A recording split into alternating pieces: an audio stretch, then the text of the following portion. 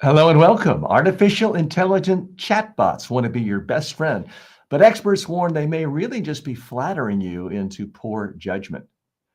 Not one, but two Marine Corps veterans in separate states and within hours of each other are accused of carrying out mass shootings that left multiple people dead. In New York, Mayor Eric Adams ends his reelection campaign under the cloud of scandal, raising tough questions about corruption and the double standard that lets certain allies of certain presidents walk away with bags of cash and crypto schemes. Former FBI Director James Comey faces indictment and responds with a defiant video. I'll be analyzing that in detail. And what makes Finland the happiest country on earth 8 years running? We'll look at the daily habits that might boost your happiness as well. All that and more. Welcome to Filtered with TJ Walker. Hello and welcome. Markets were closed yesterday, so no update there. Let's dive right into story one. AI chatbots, friends or flatterers? According to the New York Times, artificial intelligence chatbots may seem like supportive companions and assistants, but experts warn they can function more like echo chambers. Take Emily Wilrich, a 23-year-old New Yorker. She and her roommate couldn't agree on how to split rent. When each side asked ChatGPT their side of the debate, the chatbot agreed with both of them. That kind of constant validation might feel good, but it can distort judgment. Dr. Matthew Nair of Oxford University calls AI chatbots a distorted mirror, reflecting back our own thoughts with a fawning glaze. Researchers say this pattern, sometimes called sycophancy, can erode critical thinking and even social skills. Adam Grant, one of my favorite writers and thinkers of the Wharton School, notes, the more validation we get for an opinion, the more intense it becomes. Experts recommend reminding yourself that chatbots aren't friends, they're tools, useful, but not substitutes for honest feedback from real people. So what's the real message here? Turns out we're focusing on the wrong things. It's not that chatbots and AI gives us bad information. It's that it tells us what we want to hear. It's only giving us the facts that support our opinions that are embedded in the question. That distorts things. That makes us all egomaniacs and makes us think we're right all the time. Well, we're not. Let's dig a little bit deeper here. The problem with all of these chatbots and all of these AI programs is they want more eyeballs. Even though they're not filled with ads, at some point, that's how they're going to make money, or they make money by having you on and so frequently and so long, you don't mind paying that monthly subscription fee. And full disclosure, I do pay every month to OpenAI, only the $20. I do feel it's worth it, but it does make me worry that it's sometimes telling me just what I want to hear. And when you frame a question in a certain way, it's going to actively find information to buttress the underlying premise.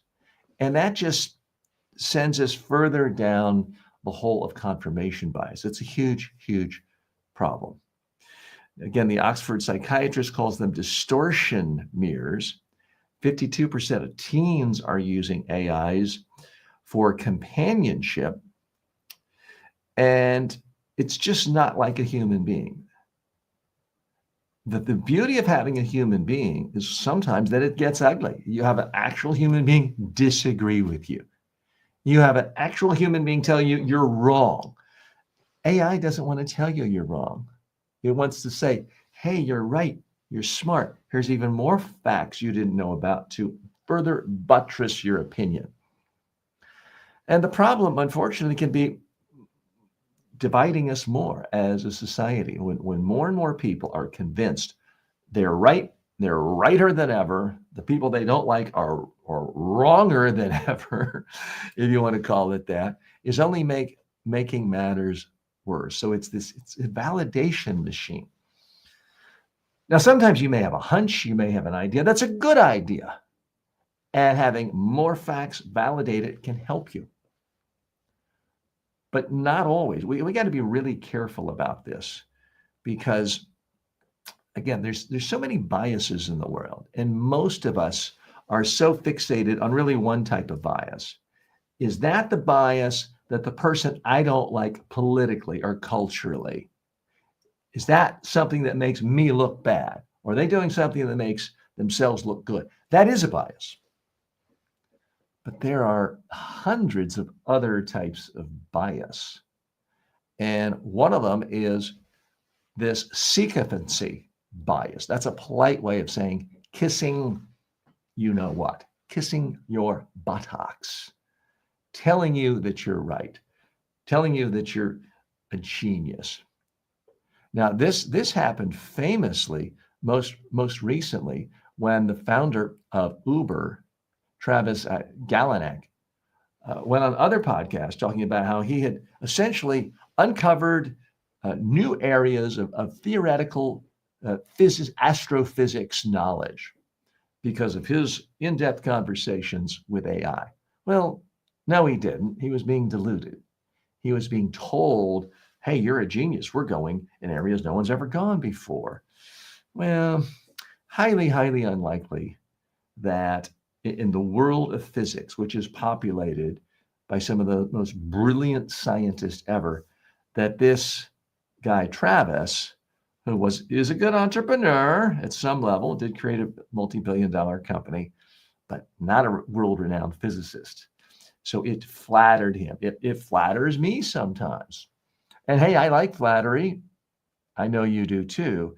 But at some point, we all need honest feedback. And that's why I do value your feedback. If I state something too glibly or I get my facts wrong, many times you leave a comment saying, hey, TJ, your facts are wrong. You didn't consider this. You didn't give good enough justice to another point of view. I appreciate that. Keeps me honest, keeps me humble, whether it's coming from my friends on TikTok. And by the way, keep it up, TikTok. I do appreciate your comments on the live stream, as well as the on-demand videos. And if you're watching today on Rumble, welcome. If you are watching on YouTube, Facebook, LinkedIn, Instagram, X, Twitch, or any other platform, I want to welcome you and thank you for joining me today and give me feedback. Because, hey, when I write scripts, and I only use AI to do the fact part, the first 30 seconds of setting up these stories. The rest is extemporaneous, shared thinking in front of you, together with you. So I'm certainly not scripting out every second of this hour-long show. It's typically 30, maybe 60 seconds for the 5 segments. So that's at most about 4.5 minutes out of a 60-minute show is scripted. So you're not getting an AI created written show, just a few fact parts. But that's why it's essential, I think, for all of us to get in front of real people. Now, I like talking to people in real life. Friends in the neighborhood, on the pickleball court yesterday. Took a neighbor out to town the other day to pick up his car. Talking to real human beings is important. Talking to family members, friends. But I'm also trying to talk to you right here now in this live environment. If you are watching or listening live, if you are watching this on demand on YouTube or any social media platform later, or listening on a podcast platform, you have an opportunity to communicate back to me, to hold me accountable, to have an honest conversation and a discussion in a way that 2 chatbots talking back and forth never will. I'm TJ Walker. I want to thank you for joining me today. This is Filtered. This is your daily dive into top business news, technology, AI, economic stories, and culture stories of the day. And then typically we filter them through the lens of communication skills and personal development skills. So that's what we're all about. I'm so happy that so many of you are joining me live here today and also watching and listening later. So please give me feedback. If you don't know where to go, if you don't see one right in front of you on the application or social media platform or podcast you're in, you can always go to my YouTube channel and hit the post tab, and there you can post any comments you want. We'll be back in just a moment. We'll be right back after this break. Want more? Grab my 5-book success library for $9.95 at tjwalker.com/books. It's the fastest way to level up your communication. Imagine being the most confident person in the room, whether you're on Zoom or on stage. That's what thousands of professionals are learning to do right now through my online communication courses. At Media Training Worldwide, you can access my complete training library on demand, affordable, and actually effective. Whether you're preparing for media interviews, client presentations, or TED-style talks, I've got you covered. Check it out, MediaTrainingWorldwide.com. You'll never wing it again. Want to advertise here? You better be legit. No crypto, no junk food, no supplements. Go to tjwalker.com/advertise. Hello and welcome back. Issue 2 weekend mass shootings. 2 Marine veterans. According to CNN and local authorities, 2 mass shootings over the weekend were allegedly carried out by Marine Corps veterans, hours apart, in different states. In Southport, North Carolina, my home state where I grew up, police say 40-year-old Nigel Edge arrived by boat and opened fire at the American Fish Company bar, killing 3 and injuring others. Officials called the attack highly premeditated, and the district attorney said evil has come ashore in Southport as the community reels. Roughly 12 hours later, in Grand Blanc Township, Michigan, authorities identified the church attacker as 40-year-old Thomas Sanford, a former Marine and Iraq War veteran. Police say he rammed a car into a Latter-day Saints chapel, set a fire, and opened fire on congregants. At least 4 people were killed and 8 injured before Sanford died in a gunfight with police. Motive is still unknown. Officials say Edge received a Purple Heart during his service. Sanford also earned multiple medals during Marine duty. Both investigations are ongoing. Okay, what's the real message here? America is still number 1 at being bloodthirsty. We kill more people in a typical hour than some countries do in a year when it comes to bang, bang, shoot them up dead. And it's despicable, and it is completely preventable, but we decide not to. Let's dig a little deeper here.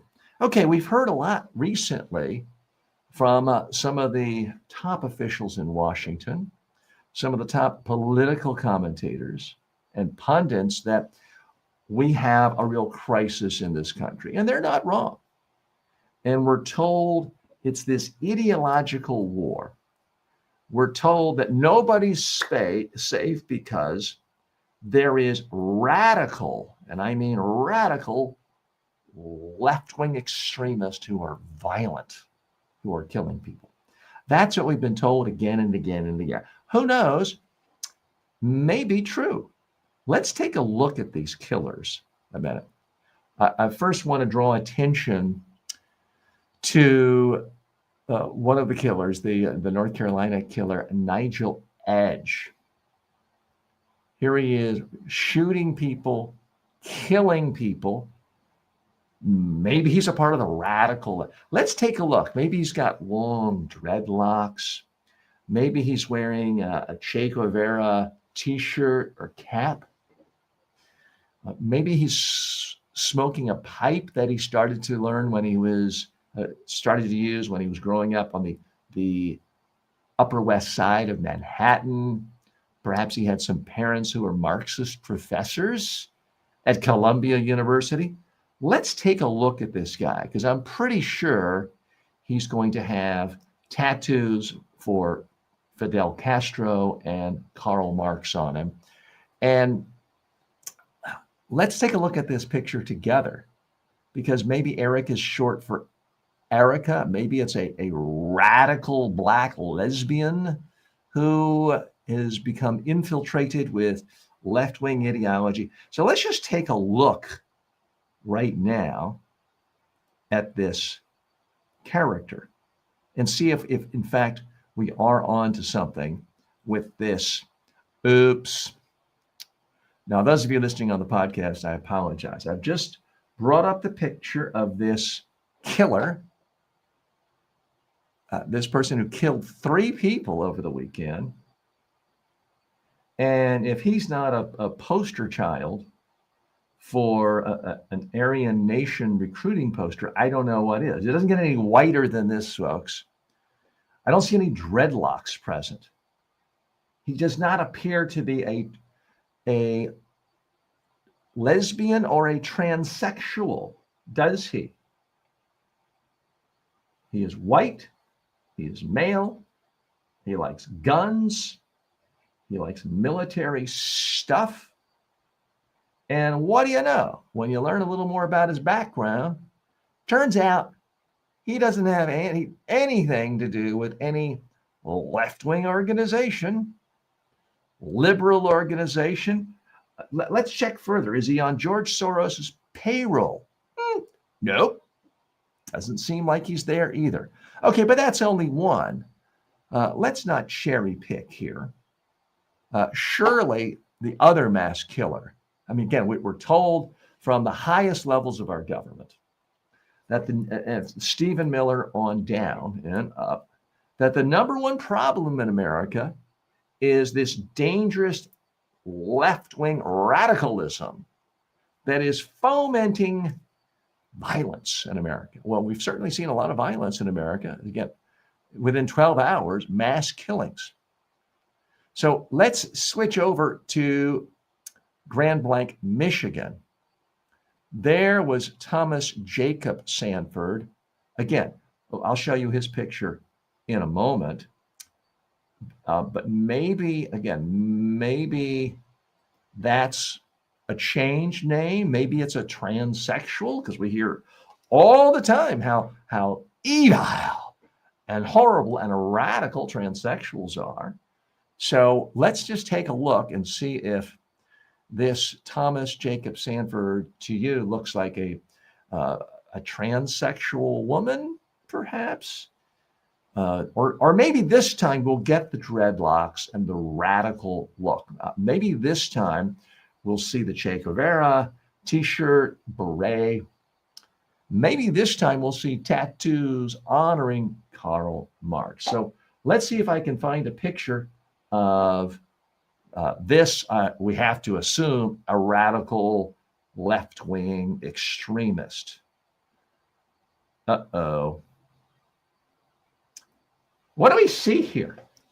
Again, apologies to those of you on the podcast, but I'm showing a picture of a white guy with a beard on a pickup truck, proudly showcasing a deer that he killed, presumably he killed, with a baseball cap, looking a little chubby, if I can possibly add that. He looks, frankly, like every MAGA voter I've ever seen in my entire life. I'm not seeing dreadlocks, not that there's anything wrong with dreadlocks. He does have tattoos on his arm. Let's look at these tattoos carefully. They do not seem to be glorifying Karl Marx, Stalin, Lenin, Fidel Castro. I don't see any Antifa tattoos on him or bumper stickers on his pickup truck in North Carolina. So what do you know? Another white male who seems to have all the trappings to be 100% immersed in right-wing MAGA culture. Am I saying that anyone who believes in MAGA beliefs is a mass killer? No, not saying that. But maybe we should all be a little more skeptical when we hear these ideas about how the greatest threat in America is left-wing ideology these days. That it's somehow the left that is promoting violence. when in fact, every single reputable organization that has analyzed the ideological perspectives and motivations of mass killers in America has shown again and again and again, it's overwhelmingly right-wing extremism that is fueling. Is it 100%? No. Is every mass killer a completely intellectually consistent philosopher king? No. Sometimes they pick bits and pieces, and a lot of times when they kill, they're just nuts. Sorry if that doesn't sound clinical enough for you, but sometimes they're just disaffected young men. Now, I guess this is a testament to middle-aged people can get up there and compete too, because this is a little bit different. So many of these killers are young men under the age of 30. These are 40-year-old men. So these are not young men. These are middle-aged men. So if you want to say can't really say that's progress, but it's against the stereotype, we'll say. Now, folks, I am not a fan of racism and racial discrimination. I'm not a fan of profiling. I agree with a lot of people that it's not a good thing, but you know what? This has got me thinking. Maybe I was wrong. Maybe we need to bring back some racism in police departments and profiling, because what we are seeing again and again and again is the most dangerous people in society are white men. And if you want to be generous and call somebody young if they're under 45, then really the biggest danger in the world is young white men. We saw it with the Kirk situation. We're seeing it here. We're seeing it again and again and again. So maybe the racists have a point. Maybe we should embrace more racism in our society, and specifically doing it in a rational way, because all racists consider themselves rational, don't they? So maybe we should, in fact, be racist and just look at the numbers. If you see a young white man out and about in your town, maybe you see something, say something, maybe call the police on them, because it's people like I looked like 30, 40 years ago. I'm not a young white man, but I was a young white man.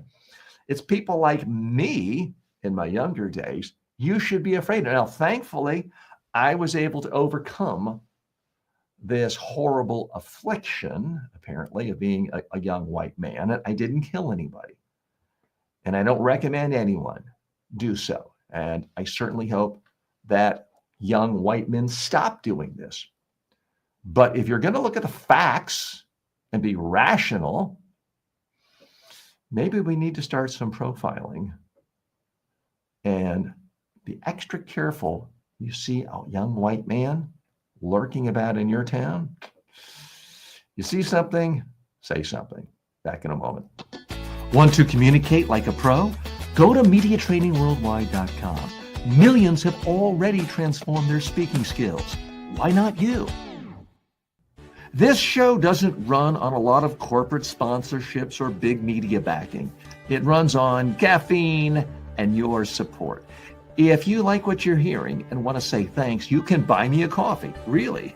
Just go to buymeacoffee.com/TJ Walker. It's quick, it's easy, and yes, it helps cover editing, hosting, and staying relatively ad-free for as long as possible. Buymeacoffee.com/TJ Walker. Your $3.95 makes a real difference. Welcome back to Filtered. I'm TJ Walker. Issue 3, Eric Adams ends his re-election bid amid corruption scandals in New York City. According to CNN, New York City Mayor Eric Adams is ending his re-election campaign after months of scandal and the loss of public campaign financing. Adams, once seen as a rising Democratic figure, was indicted on federal corruption charges last year, accused of soliciting donations from Turkish nationals and trading favors. These charges were later dismissed by Trump's Justice Department, which cited the need to work with Adams on immigration enforcement. Adams framed his withdrawal as an effort to put the city first, saying in a video, "Despite all I've achieved, I cannot continue my re-election campaign." But here's the bigger picture. Democrats like Adams are being forced out over financial scandals, while Trump's own circle faces no such accountability.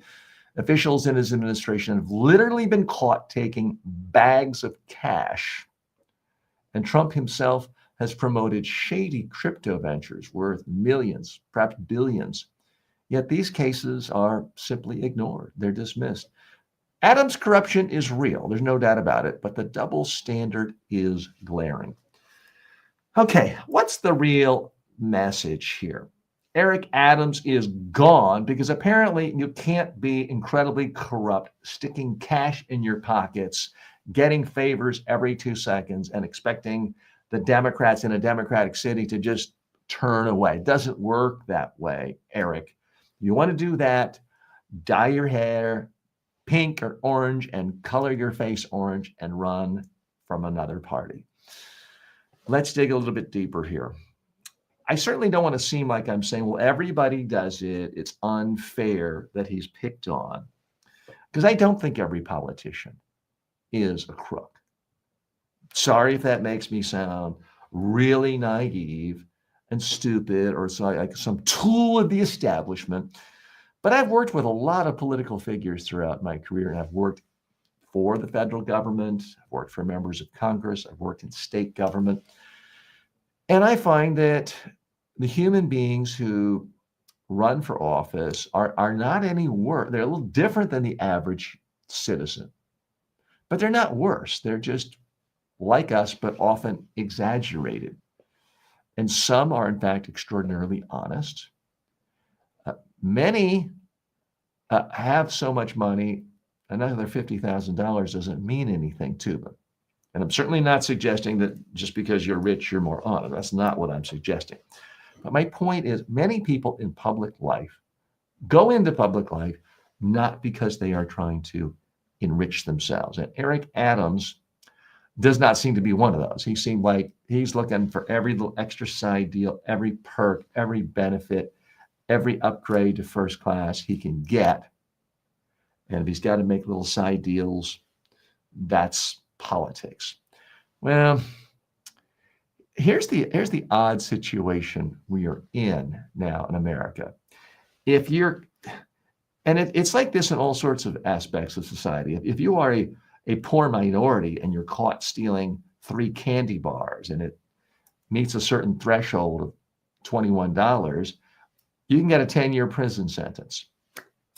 If you are a banker and you commit fraud on a scale of tens or hundreds of millions of dollars, quite often it's, don't do that, naughty boy, and you don't serve any time. So there is a problem in America where small crimes are punished much more viciously and draconianly than large crimes.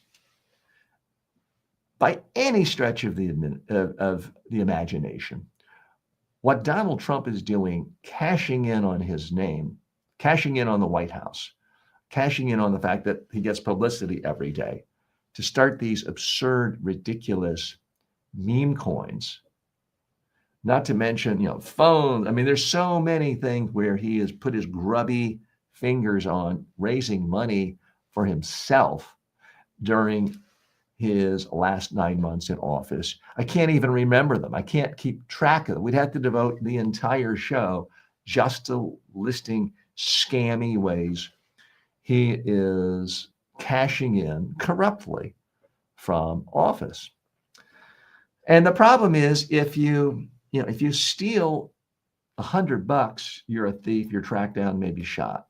You steal $1 billion, then it's a little too complicated. It's a little too confusing. People are mystified. They give you much more respect. Wow, wasn't he smart? The other thing we're finding is there's this right-wing echo chamber where once Trump says, here's my guy, I don't care if he's caught taking $50,000 of cash in a bag, promising people, hey, once he's back in my administration, he'll get you what you want. He's saying he doesn't care about it. It's not just that Trump doesn't care about it. We've known that he doesn't care about ethics. The only principle he stands for is What's good for me is good. Anyone who doesn't try to line my pockets is bad, and they should be indicted or attacked or vilified or all of those things. But we're now seeing prominent members of the media, like Megyn Kelly, proudly post on social media, "I don't care," referring to top officials in the Trump administration getting caught taking on camera $50,000 in cash in a bag, making promises about what they're going to deliver in the administration. So that's a little bit different. I defy anyone, any liberal commentator, any progressive commentator, any centrist commentator, any Democratic commentator, any radical left commentator say, "I don't care if Adams lined his pockets with cash and bribes." Just haven't seen that. If you see that, go ahead and post it for me. And this is frankly the kind of way it's supposed to go. You'll get elected. There's a honeymoon period. To his credit, Eric Adams did a lot of good things. The city has seen its crime rate go down since he's been mayor. The quality of life has, in fact, gone up. I realize that's not politically correct for some of you who get all your news from the New York Post and Fox News Channel, but it's just demonstrably true. But then if you are caught, if the media does its job, uncovers things, uncovers corruption, writes stories about it, Justice Department officials, police officials, others start investigating. Indictments are starting to flow. What happens in normal democracies and what happened in the United States is traditionally then the support for that politician goes so low, they either quit or they don't run for re-election. That is exactly what happened to Eric Adams. He did not win the Democratic nomination. He did very poorly in the primary. I think he came in, fourth? Then he decided to run, or he may have even decided, forgive me if I botched that. He may have just decided, I'm not even going to run as a Democrat. And he ran as an independent because he knew he couldn't get votes from a majority of the Democratic voters. They lost trust in him. And now his career is over. That's the way it's supposed to be, folks.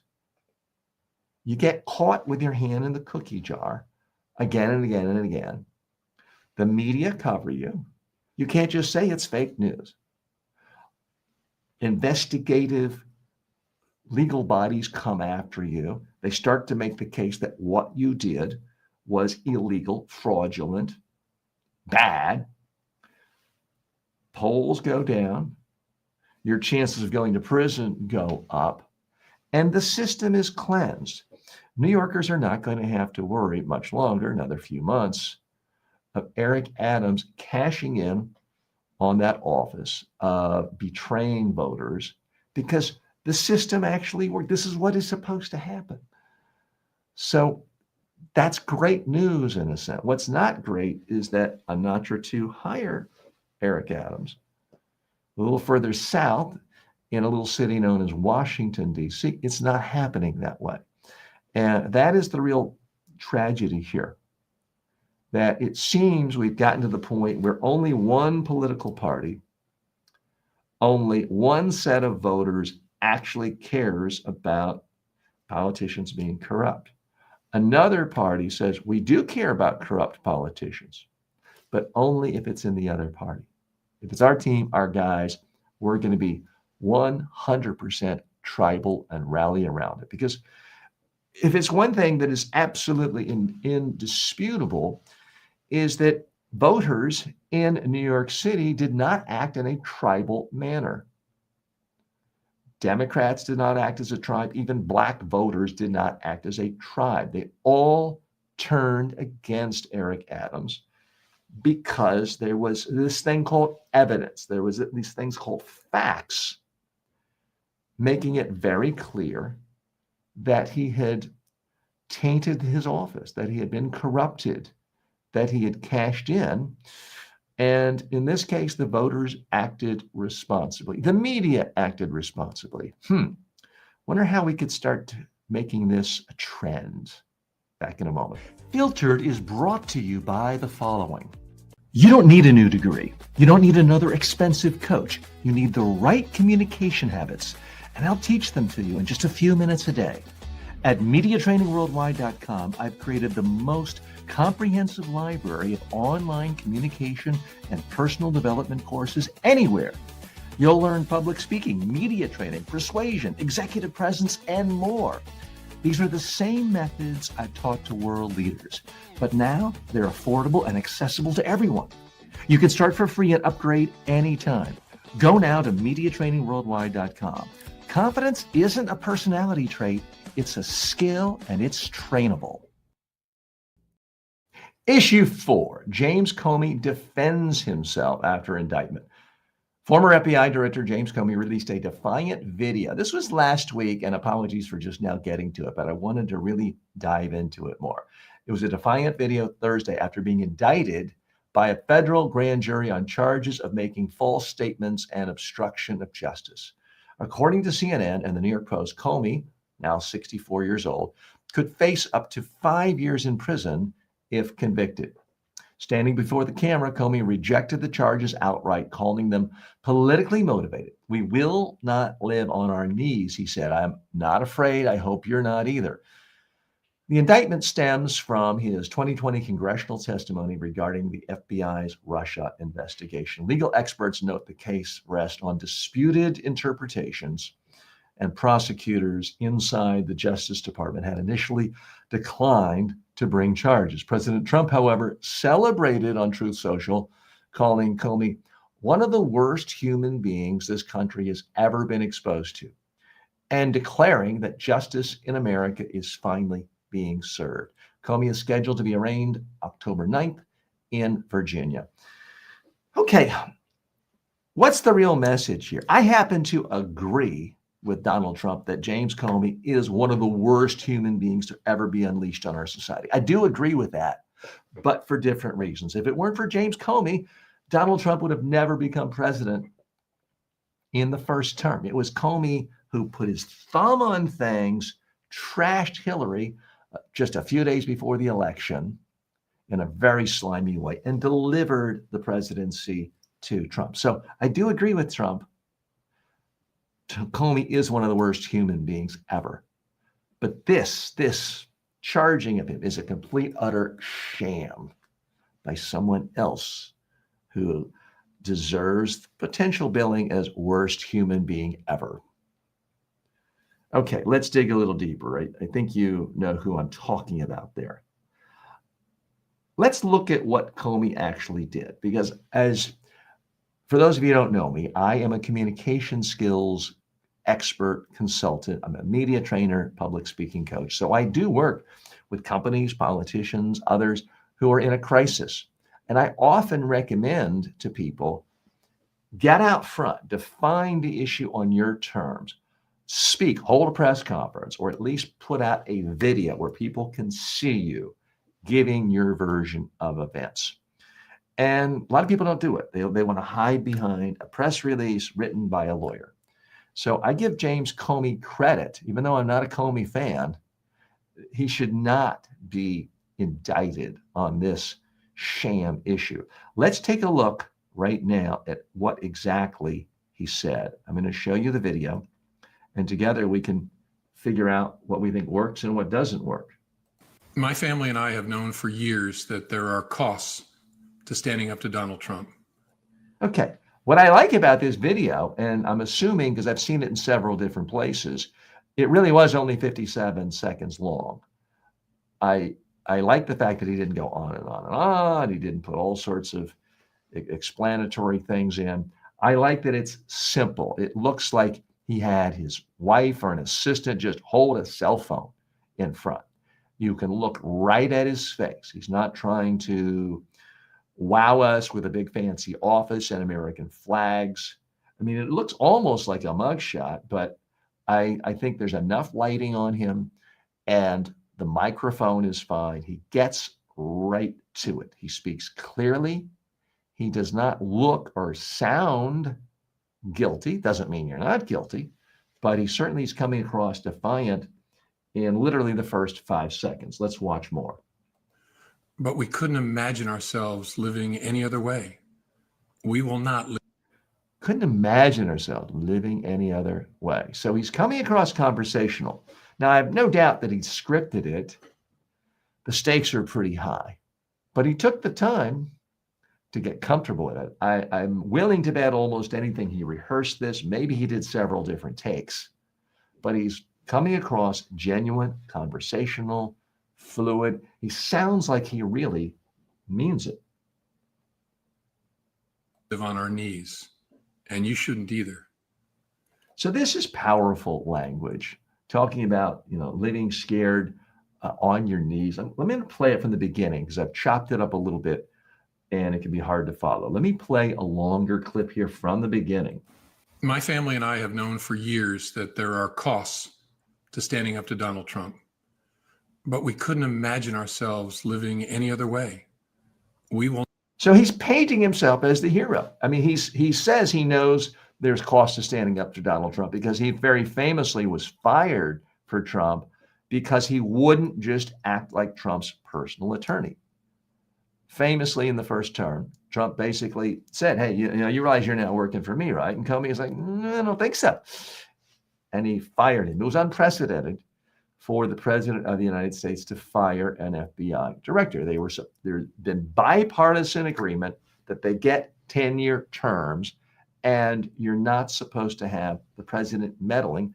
But like any norm, any aspect of decency, any system that had been agreed to by both parties to try to make democracy a little fairer, Trump threw that out the window.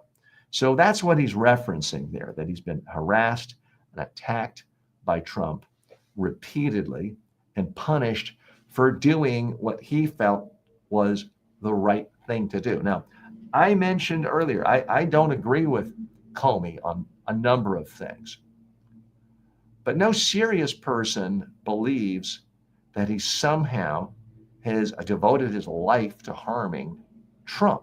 Trump's whole presidency is because of James Comey trying to pander to conservatives to make them feel good and get off his back by saying nasty things about Hillary Clinton, which he should not have said. Let's watch more. Not live on our knees, and you should. We will not live on our knees, and you shouldn't either. So he's speaking to a wide swath of Americans now who frankly are living in fear. Certainly every Republican politician in America, you give them a shot of sodium pentothal, they'll tell you, I fear Trump. I don't want to say anything to have him criticize me. I don't want to end up with all the death threats. So a lot of people are living in fear in America today. Fear of, if you cross dear leader, the great orange one, the full force of the United States government, legal officials, the Department of Justice, the IRS, everyone will come after you until they find that taillight out and can come after you. So he's saying he's very much a part of what so many Americans are fearing right now. Shouldn't either. Somebody that I love dearly recently said that fear is the tool of a tyrant. Fear is the tool of the tyrant. Again, he's positioning this for exactly what it is. He's not saying, I'm not guilty and I didn't really lie. He's not defending.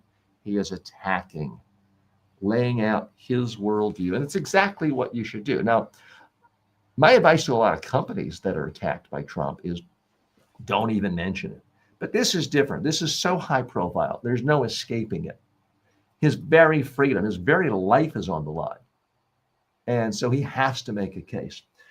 I do think he comes across, well, if you didn't know anything about James Comey and you saw this person, you would think, wow, he seems credible. He seems knowledgeable. He's not overly emotional. He's not hysterical. He's not seeming like some crazy partisan extremist. I mean, he's the picture of kind of the sober FBI, calm, rational person and a part of the establishment. Now, you can't tell in this picture, but this guy's a giant as well. He's like 6'8". This is literally and figuratively a big man around town in Washington, D.C., New York, and other places. He's frankly the sort of person the Trump administration doesn't typically pick on. They like the Lisa Cooks, Letitias, they like picking on the Black women the most. That usually is what gets them going. But tall, rich, white men have not typically been the first people to be picked on by this administration. But now it's affecting everybody. Let's watch more of this video. And she's right. But I'm not afraid. I'm not afraid. He's getting right to the emotion. And I think this is smart because we do live in a climate of extreme fear in the United States today because of the increasing authoritarianism emanating from Washington. And I hope you're not either. I hope instead. So he's coming back to talk about you, the American people. What he's trying to do, and I think he's doing it effectively, is saying, this isn't about me. This is about all of our American society crumbling, our entire rule of law crumbling. You should be scared, but I hope you're not living on bended knee.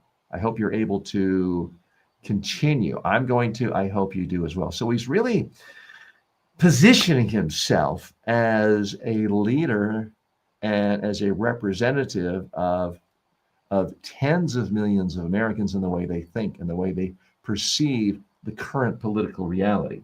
You are engaged, you are paying attention, and you will vote like your beloved country depends upon it. So he's talking about you. He's not saying you should feel sorry for me. He's not saying, oh, I was quoted out of context. It wasn't really perjury. He's positioning this in much broader terms, which I think is smart. He's telling people you still have a way of bringing our democracy back by voting. I think this may be, frankly, the only thing that does keep him out of prison is if the Congress is taken back by Democrats in 2026, you're not going to see this sort of brazen, contemptuous destruction of the rule of law. Which it does. My heart is broken for the Department of Justice. But he comes across very sincere there. My heart is broken for the Department of Justice. Now, even though I pick on him, and I think what he did in the 2016, 11 days before the election, will go down in history as one of the worst acts anyone could have ever done, especially by someone in his position. I do think that he is a serious person who has a lifelong love for justice and the Department of Justice and the FBI. And he's coming across sincere here. He's coming across as sober, as calm, as factual, as highly credible. I have great confidence in the federal judicial system, and I'm innocent. So let's have a try. So he does state very clearly, I'm innocent. And he said it with his head tilt, his eyebrows went up. He seemed genuine. Now, of course, there are partisans out there who would say, oh, this guy's a complete crook. I would never believe him. Well, let me tell you, any person who tells you he's not credible, they would never believe him, every one of them that I know believed him 100% in 2016 when he held a press conference to say that Hillary Clinton did horrible, bad things, but we're not going to indict her. But she did these horrible things, reminding people a few days before the election that she was guilty of all these horrible things, but we're going to let it slide. Failing to talk about the fact that there was an active investigation going on to Donald Trump. Truly unprecedented what he did there. But again, my point is he's credible. He comes across as credible. He was credible to people in 2016, and he's credible to a lot of people today as well. Wow. And keep the faith. So I said 57 seconds. It was only, I'm playing this from The Guardian. Now, forgive me if he did say longer, but I think in general, unless I'm missing it, it was a pretty brief video, and he didn't rush. He didn't overwhelm people with facts. He didn't go on and on with 29 bullet points proclaiming all the reasons why he's innocent. He said, I'm innocent, and he instantly recast this as to the real problem in our society, which is we have an authoritarian who's using and abusing our system of laws to punish critics, to punish anyone who will not do his bidding.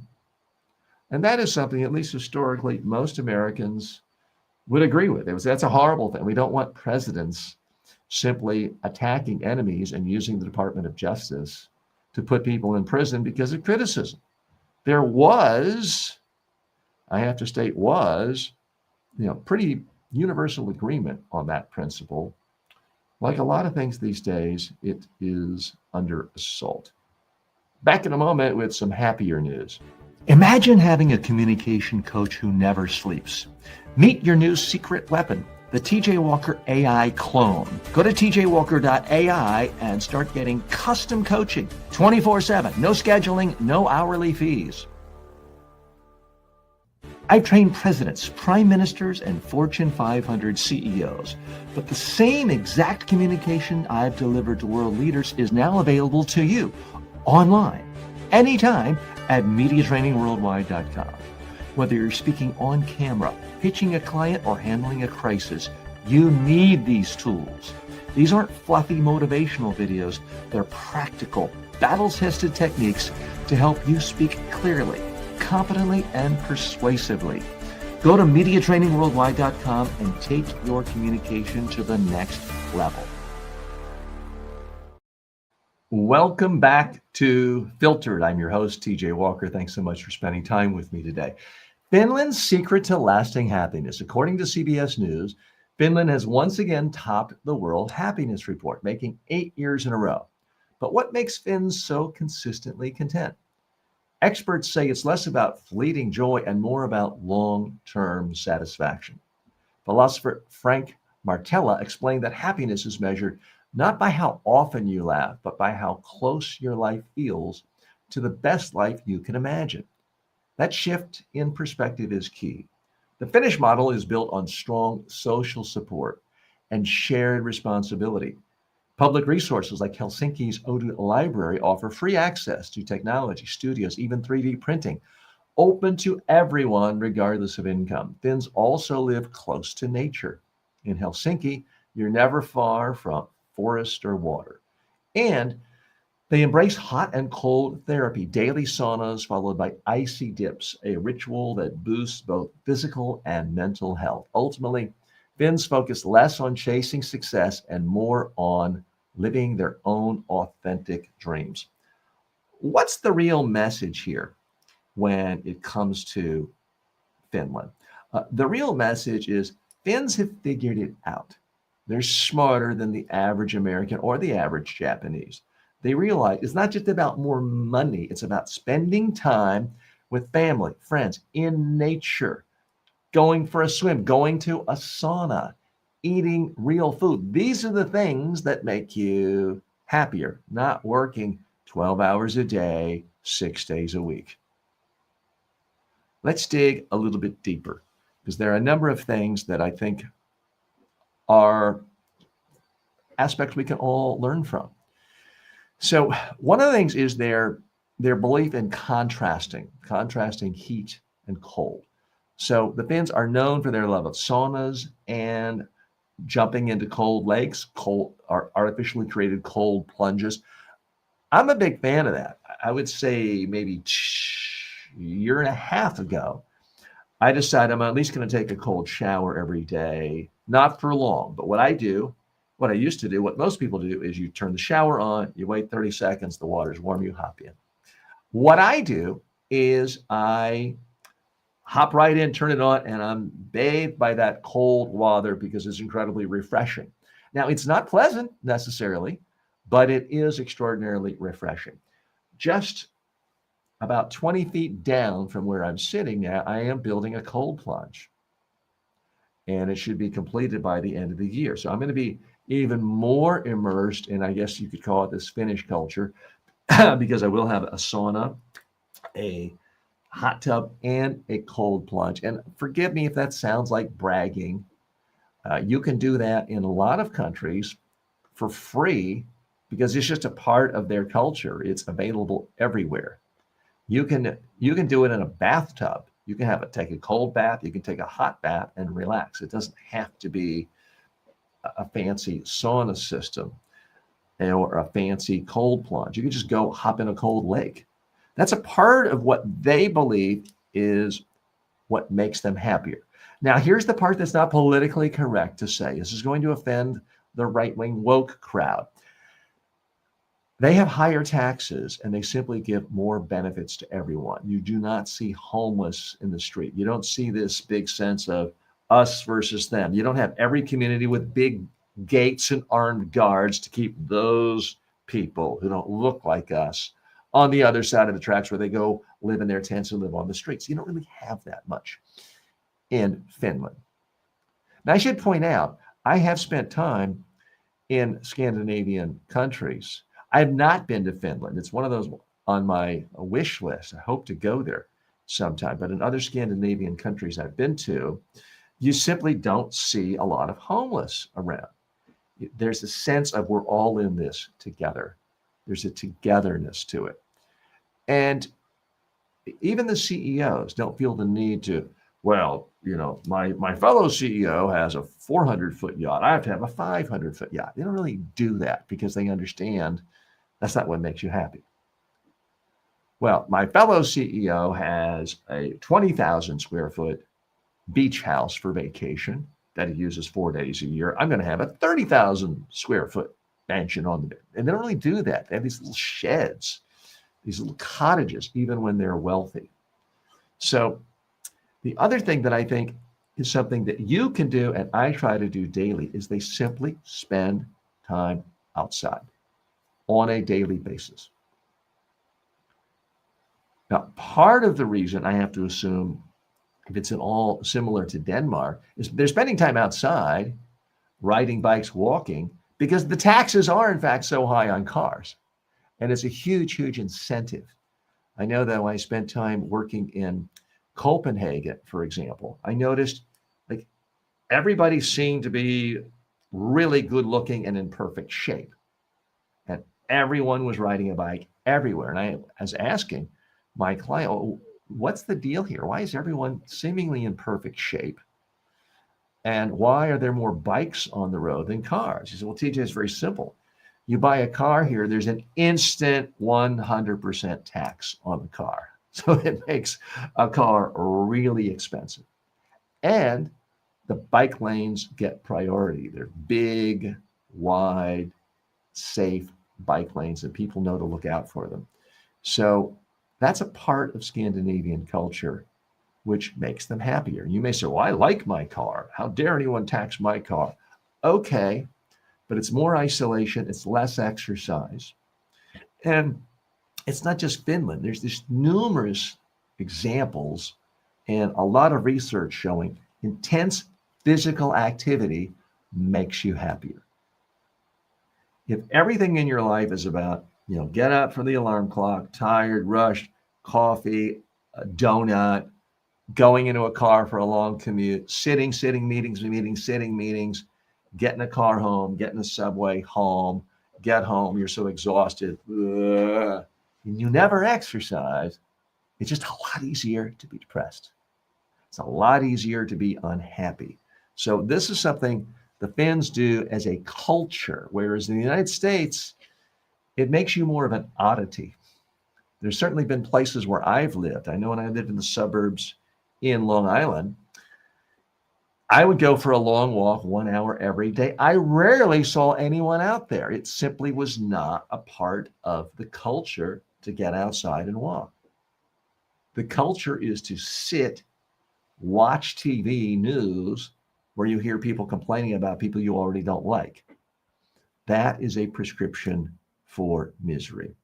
Let's try to learn from the Finns. If you're in a different country, as I am from the Finns, maybe try to take it upon your own responsibility of making your country do better in the ratings next year on these happiness surveys. We could all use a little more happiness. Okay, that concludes our main section of the show. I do want to spend a little time on what we call the grab bag section of each show. These are topics that didn't warrant being on the top 5 and an in-depth look, but I still think are important. This one is about a new social media guru. She's a midlife makeup guru. According to the New York Times, Erica Taylor, a 49-year-old makeup artist from Queens, has become a TikTok sensation by teaching women over 40 how to refresh their beauty routines.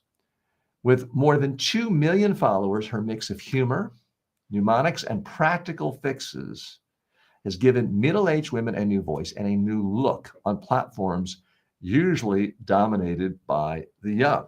So I have to congratulate Erica. I mean, that's a tremendous accomplishment to have millions and millions of followers. Now, am I saying that all women need to wear makeup? No, I'm not saying that. And I don't think she's saying that. But if you are going to use makeup, she's giving you tips on how to do it effectively. So often I hear people, friends my age, younger than my age, people 40, like, TJ, I'd like to do this whole social media thing, but I'm not 22. I'm not 22 and hot.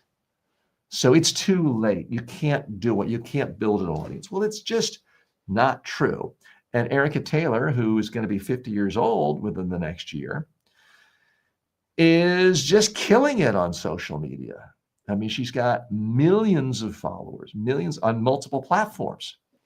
And she's doing extremely well. And, you can make I don't know how much money she's making, but you can make real money when you have that many followers. And I am here on my TikTok.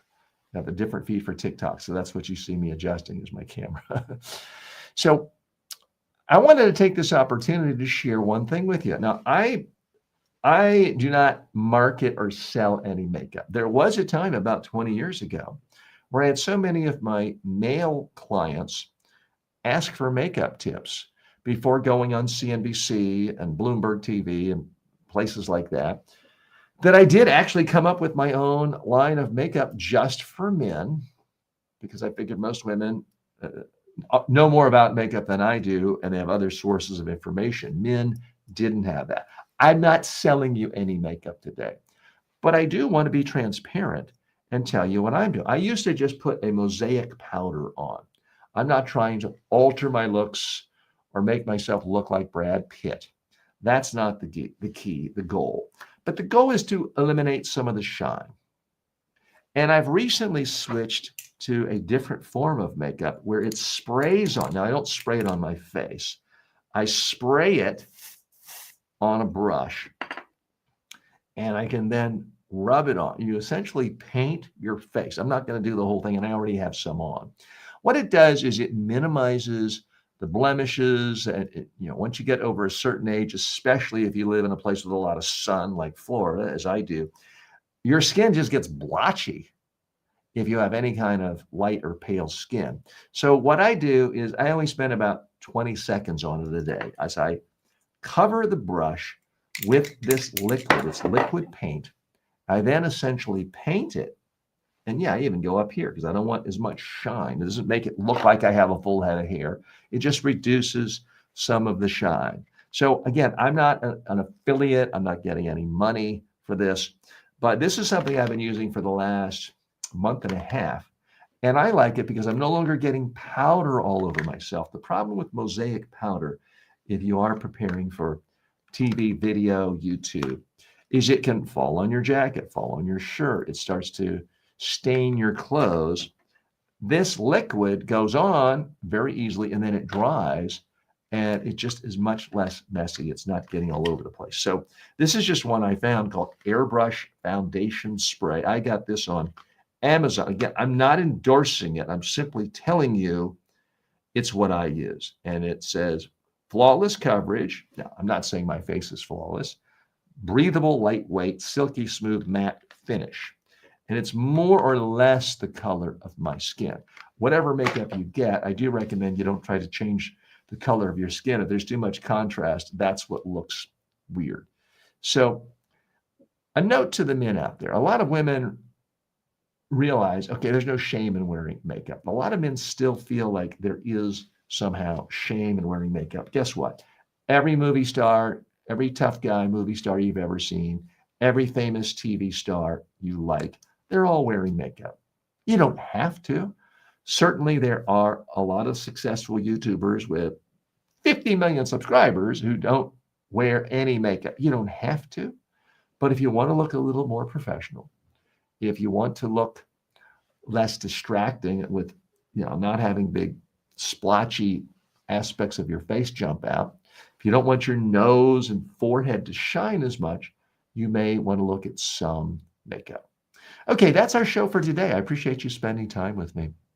My name is TJ Walker. My promise to you is very simple.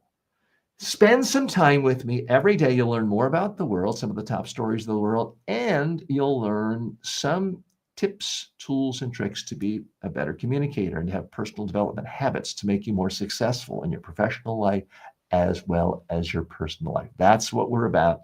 Please, if you got any value out of this, like the show, subscribe to it, sign up for notifications, whatever the platform allows you to do that you're watching or listening to. Interact in some way. Let me know what you like. Let me know what you don't like. If you disagree with me, that's okay. What I would appreciate is if you say why, if you give facts, if you give an argument. Don't just say, oh, you're dumb or insane. Give a reason. Maybe I am dumb or insane, but you saying that doesn't convince any other minds, and it certainly doesn't convince me. I want to thank you again for spending time. I'll see you here live tomorrow.